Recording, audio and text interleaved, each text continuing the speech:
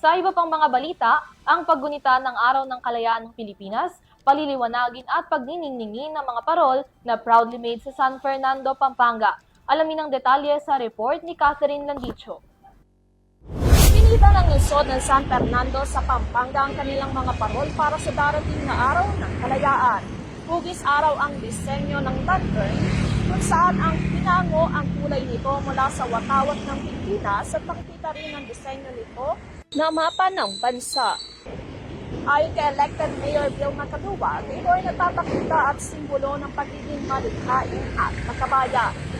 Muling gumamit ang pamahalang lungsod ng San Fernando, Pampanga ng masining na paraan upang itaguyod ang pagiging makabayan sa pamamagitan ng Philippine Independence Day Team na mga parol sa Jose Abad Santos Avenue. Ito'y bahagi ng Mid-Year Lantern Project ni Mayor Vilma Caduag. Ang 14 na talampakang parol ay may disenyo ng watawat ng Pilipinas na kumpleto sa kulay ng sinag ng araw, 3 bituin at mapan ng bansa. Ngayong taon ay ibabalik rin ni Mayor Caduag ang Mid-Year Lantern Project upang gamitin ang mga parol sa craftsmanship sa pagtataguyod ng lokal na maipagmamalaki at pagkamahal.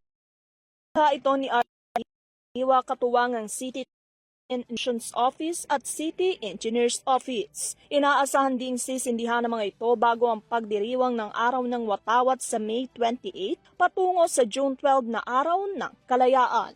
Para sa European News, Catherine Landicho, sumasaludo sa bawat Pilipino.